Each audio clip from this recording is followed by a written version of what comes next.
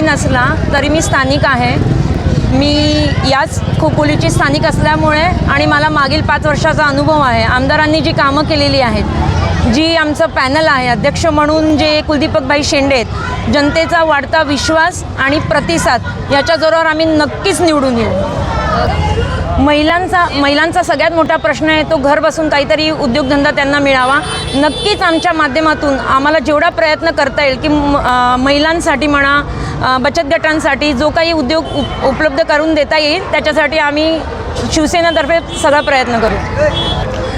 Ward जरी नवीन असला तरी लोक परिचित आहेत, लोक शिवसेनेच्या कामावर विश्वास ठेवत आहेत। संदीप भाऊ आणि पप्पांनी केलेली मागील 5 वर्षाची जी कामं आहेत, 9 वर्षाची जी कामं आहेत, त्या कामाला बघून 100% प्रतिसाद आम्हाला सगळीकडून मिळत आहे आणि त्याबद्दल मी जाहीर सगळ्यांचे धन्यवाद पण करत आहे। निश्चितच तुम्ही बघाल बहुसंख्य संख्येने नागरिक आमच्याबरोबर प्रचारासाठी उतरलेले आहेत। खोपोलीच्या कुठल्याही वॉर्डमध्ये जा, 1 नंबर वॉर्डपासून 15 नंबर वॉर्डपर्यंत तुम्ही जर बघाल तर सर्व नागरिक हे विकासाच्या बरोबर म्हणजे आमदार महेंद्र शेठ तोरवे साहेब आणि आमचे जे नगराध्यक्षाचे उमेदवार आहेत कुलदीपजी शेंडे यांच्याबरोबर आणि शिवसेना, भाजप आणि RPI युतीबरोबर बहुसंख्य नागरिक रोडवर स्वतःहून प्रतिसाद देत उतरत आहेत।